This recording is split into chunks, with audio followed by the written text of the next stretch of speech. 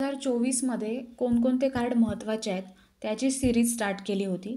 त्यापैकीच एक ई-श्रम कार्ड म्हणून आहे. तर ई-श्रम कार्डचे काय काय फायदे आहेत आणि ई-श्रम कार्ड कोण काढू शकतं, ज्यांचं पेन्शन पी-एफ कट होत नाही, जे लोक इन्कम टॅक्स वगैरे पे करत नाहीत, ज्यांचं स्वरोजगार आहे तर ते लोक ई-श्रम कार्ड काढू शकतात. तर या ठिकाणी आपण ई-श्रम कार्ड कसं काढायचं हे या व्हिडिओमध्ये पाहणार आहोत. तर तुम्हाला गुगलला ई-श्रम कार्ड म्हणून टाकायचं आहे. पहिलीच साईट आहे ई-श्रम होम, त्यावर तुम्हाला क्लिक करायचं आहे. लिंक हवं तर मी व्हिडिओच्या डिस्क्रिप्शनमध्ये सुद्धा देईल. त्यानंतर तुम्हाला ई-श्रम कार्डवरती जेव्हा तुम्ही त्या पोर्टलवरती जाल तर सगळ्यात पहिले रजिस्टर ऑन ई-श्रम असं ऑप्शन दिसेल, त्यावर क्लिक करायचं आहे. रजिस्ट्रेशन करायचं आहे, सेल्फ रजिस्ट्रेशन, मोबाईल नंबर टाकून घ्यायचा आहे तुमचा, कॅप्चा कोड टाकून घ्यायचा आहे. प्रोव्हिडंट फंड आणि ESICमध्ये काही कट होत नाही, ते नो करायचे आहेत दोन्ही ऑप्शन. त्यानंतर ह्याच्यामध्ये age should be between 16 to 59 म्हणजे 16 वर्षापासून ते 59 वर्षापर्यंत तुम्ही हे रजिस्ट्रेशन करू शकता. तर आपण तिथे मोबाईल नंबर टाकून सेंड OTP केला आहे, तुम्हाला OTP येईल मोबाईलवरती, तो OTP टाकून सबमिट करायचा आहे. तुमचा आधार कार्ड नंबर टाकून घ्यायचा आहे. या ठिकाणी खाली जो कॅप्चा कोड दिलेला आहे तो कॅप्चा कोड बॉक्समध्ये टाकून घ्यायचा आहे आणि इथे आय ॲग्रीला कन्संट आहे तिथे टिकमार्क करायचं आहे आणि सबमिट करायचं आहे. तर या ठिकाणी आधार कार्ड नंबर आपण आणि कॅप्चा टाकून आपण सबमिट करणार आहोत. सबमिट केल्यानंतर तुम्हाला या ठिकाणी पुन्हा एक OTP येईल तुमच्या आधार मोबाईल नंबर लिंकला, तो OTP या ठिकाणी टाकून घ्यायचा आहे आणि OTP टाकून झाल्यानंतर व्हॅलिडेट बटनावरती क्लिक करायचं आहे. व्हॅलिडेट केल्यानंतर तुम्हाला तुमची अशी माहिती दिसेल, त्या माहितीवरती तुम्हाला continue to enter other details ह्यावर तुम्हाला क्लिक करायचं आहे. सो तुम्ही त्या ठिकाणी क्लिक केल्यानंतर तुम्हाला या ठिकाणी तुमची पर्सनल इन्फॉर्मेशन ऑलरेडी जी फील असेल ती दिसेल, मोबाईल नंबर वगैरे. ईमेल ID ऑप्शनल आहे, टाकायचं तर टाकू शकता. मॅरिटल स्टेटस जे असेल ते मॅरिड अनमॅरिड जो पण आहे ते टाकून घ्यायचं आहे. त्यानंतर तुम्हाला सोशल कॅटेगरी जी आहे ती टाकून घ्यायची आहे. सोशल कॅटेगरीमध्ये तुम्ही काय टाकणार आहात तर मॅरिटल स्टेटस तुम्ही आधी टाकून घेतलं, त्याच्यानंतर मॅरिटल स्टेटस मॅरिड टाकलं तर फादर नेम हजबंड नेम लिहायला येतं.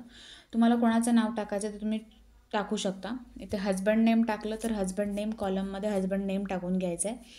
सोशल कॅटेगरी ह्या ठिकाणी आहे SC ST, तुमची जी कास्ट असते ती त्या हिशोबाने तुम्हाला निवडून घ्यायची. ब्लड ग्रुप माहीत असेल तर ब्लड ग्रुप लिहून घ्यायचं आहे. त्यानंतर तुम्ही जर अपंग वगैरे असाल तर ते लिहून घ्यायचे, नसेल तर नो लिहायचं आहे. नॉमिनी डिटेल्स भरून घ्यायचे, त्याचं नाव, date of birth, gender, relationship with applicant, तुमचं कोण लागतं, नॉमिनीचा ॲड्रेस आणि नॉमिनीचा mobile number. Nominee details optional आहे, तुम्हाला टाकायचे तर टाकू शकता, अदरवाईज नाही टाकली तरी चालेल. सेव्ह आणि कंटिन्यूवरती क्लिक करायचं आहे. तुम्हाला इथे ॲड्रेस टाकून घ्यायचा आहे. तर ॲड्रेससाठी रेसिडेन्शियल डिटेल आणि परमनंट ॲड्रेस असे 2 आहेत. तर तुमचं होम, नेटिव्ह स्टेट जे काय आहे ते टाकून घ्यायचं आहे. त्यानंतर या ठिकाणी करंट ॲड्रेस, तुम्ही जे आत्ता राहता तो ॲड्रेस टाकून घ्यायचा आहे. त्याच्यामध्ये स्टेट, डिस्ट्रिक्ट, पिनकोड हे सगळं नीट टाकायचं आहे. स्टेईंग ॲट करंट लोकेशन, किती वर्षापासून राहता ते लिहायचं आहे. परमनंट ॲड्रेस अर्बन आहे की रुरल आहे, तुमचा जो पण गावचा टाकायचा असेल तर ते टाकून घ्यायचं. सेव्ह आणि कंटिन्यूवरती क्लिक केल्यानंतर तुम्हाला एज्युकेशन क्वालिफिकेशनची डिटेल लिहायची आहे. तुमचं जे एज्युकेशन झालेलं असेल ते तुम्हाला या ठिकाणी सिलेक्ट करून घ्यायचं आहे.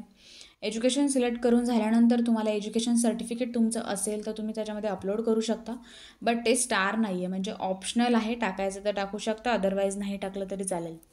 मंथली इन्कम स्लॅब, तुम्ही 10,000पेक्षा कमी कमवता की 10 ते 15,000मध्ये की 15 ते 18,000मध्ये, जे पण आहे ते तुम्हाला या ठिकाणी सिलेक्ट करून घ्यायचं आहे. इन्कम सर्टिफिकेटसुद्धा ऑप्शनल आहे, अपलोड करायचं तर करू शकता, अदरवाईज नाही केला तरीसुद्धा चालेल. या ठिकाणी तुमची माहिती भरून घ्यायची आणि सेव्ह आणि कंटिन्यूवरती क्लिक करायचं आहे. त्यानंतर तुम्हाला ऑक्युपेशन अँड स्किल लिहून घ्यायचं आहे.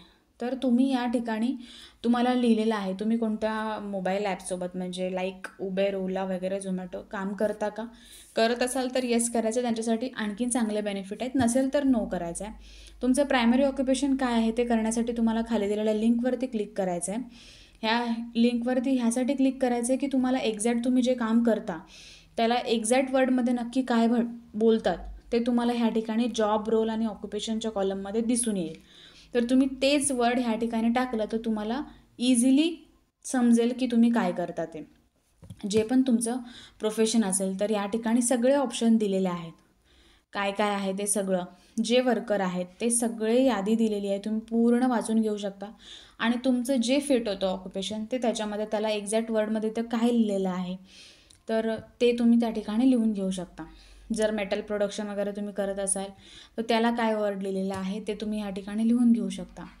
त्यानंतर आपण पूर्ण माहिती कशी लिहायची ती भरून घेऊया पूर्णपणे. तर या ठिकाणी आपण कोणत्या ॲपसोबत काम करते नो केलं आहे, प्रायमरी ऑक्युपेशन टाकून घेतलं आहे. प्रायमरी ऑक्युपेशन टाकून घेतल्यानंतर तुम्हाला ऑक्युपेशन सेक्टर नेम आणि ऑक्युपेशन फॅमिली नेम हे आपोआप तिथे येऊन जाईल. तुम्ही किती वर्षापासून करता ते लिहायचं आहे. सेकंडरी काही तुम्ही दुसरं पण साईड बाय साईड करत असाल तर ते टाकून घ्यायचं आहे. नसेल तर ठीक आहे. ऑक्युपेशन सर्टिफिकेट तुमच्याकडे काय असेल ते टाकून घ्यायचं आहे. तुम्ही हे कसं शिकून घेतलात जे तुम्ही करता ते, चांगली ट्रेनिंग घेतली आहे टेक्निकल इन्स्टिट्यूटमधून की असं स्वतःहून शिकलात ते लिहून घ्यायचं आहे. काही सर्टिफिकेट लायसन्स असेल तर येस करायचं आहे, नसेल तर नो करायचं आहे. असेल तर लायसन्स नंबर टाकायचा आहे आणि त्याच्यानंतर सेव्ह अँड कंटिन्यूवरती क्लिक करायचं आहे. नंतर तुम्हाला तुमचे बँक डिटेल्स लिहून घ्यायचे. तुमचं बँक अकाउंट नंबर, तोच कन्फर्म बँक अकाउंट नंबर पुन्हा टाकून घ्यायचा आहे. अकाउंट होल्डर नेम, तुमचं जे बँक पासबुकवरती नाव असणार आहे ते पूर्ण टाकून घ्यायचं आहे. IFC कोड असणार आहे, तो IFC कोड टाकून घ्यायचा आहे. IFC कोड टाकल्यानंतर पुढे सर्च म्हणून दिलेला आहे, त्या सर्चवरती क्लिक करायचं आहे. मग तुमची बँक नेम आणि ब्रांच नेम हे ऑटोमॅटिकली खाली येऊन जाईल. तर या ठिकाणी आपण सगळी माहिती आधी फिल करून घेणार आहोत. त्यानंतर तुम्हाला ते सर्च केल्यानंतर IFC कोड टाकल्यानंतर या ठिकाणी ऑटोमॅटिक सगळी माहिती येईल. सेव्ह अँड कंटिन्यूवरती क्लिक करायचं आहे. सेव्ह अँड कंटिन्यूवरती जेव्हा तुम्ही क्लिक करणार त्यानंतर तुमचं श्रम कार्ड आहे ते ऑलरेडी बनलेलं असेल सगळं पूर्ण. ती माहिती जी आहे तुमची प्रिव्ह्यूमध्ये येईल, ती एकदा व्यवस्थित वाचून घ्यायची आहे. तुम्ही जी आत्ता माहिती भरली ती सगळी माहिती एकदा पुन्हा वाचून घ्यायची आहे, बरोबर आहे का. काही जरी एडिट करायचं असेल तर तुम्ही आत्तासुद्धा ते करू शकता. म्हणून हा एकदा फॉर्म आहे तो पूर्णपणे बघून घ्यायचा आहे. बघून घेतल्यानंतर तुम्ही तुमची बँकची वगैरे सगळी माहिती व्यवस्थित लिहिले का. डिक्लेरेशन आहे, डिक्लेरेशनमध्ये तुम्हाला व्यवस्थित विचारलं आहे की तुम्ही PF ESICमध्ये म्हणजे तुमचं PF वगैरे काही कट होत नाही. तुम्ही जॉब करत नसाल तर PF कट होणारच नाही. त्यानंतर तुम्ही इन्कम टॅक्स पेई नाही आहात ना, हे तुम्हाला विचारलेलं आहे. तर त्या गोष्टी तुम्हाला या ठिकाणी वाचून घ्यायच्यात आणि त्यानुसार तुम्हाला इथे कन्सर्ट डिक्लेरेशन जे टिक करायचं आहे. तर ह्या तिन्ही गोष्टी जर तुम्ही नसेल तुमच्या ह्याच्यामध्ये नसेल होत तर तुम्ही श्रम कार्डसाठी योग्य व्यक्ती आहात. सो तिथे टिकमार्क करून घ्यायचं आहे. अजूनही तुम्हाला माहिती एडिट करायची असेल तर करू शकता. तुम्हाला जॉब हवा असेल ह्याच पोर्टलमधून तर तुम्ही येसवरती क्लिक करा, नसेल तर नोवरती क्लिक करू शकता. त्यानंतर तुम्ही हा फॉर्म सबमिट करून घ्यायचा आहे. सबमिट केल्यानंतर तुम्हाला या ठिकाणी तुमचं श्रम कार्ड रेडी दिसेल. हे जे आहे कार्ड ते तुम्ही डाउनलोड करून ठेवू शकता, कार्डच्या रूपात बनवून घेऊ शकता किंवा ॲज अ PDF म्हणून ठेवू शकता. तर ही माहिती तुम्ही तुमच्या मित्रमैत्रिणींना शेअर करा. जे लोक काही लोक जॉब करतात तरीसुद्धा त्यांचं PF ESIC वगैरे काही कट होत नसतं, तर त्या लोकांसाठी सुद्धा हे खूप महत्त्वाचं आहे. त्यानंतर आपण ही PDF डाउनलोड करून घेतलेली आहे. अशा प्रकारे तुम्ही ही PDF डाउनलोड करून तुमच्या मोबाईलमध्ये किंवा लॅपटॉपमध्ये ठेवू शकता.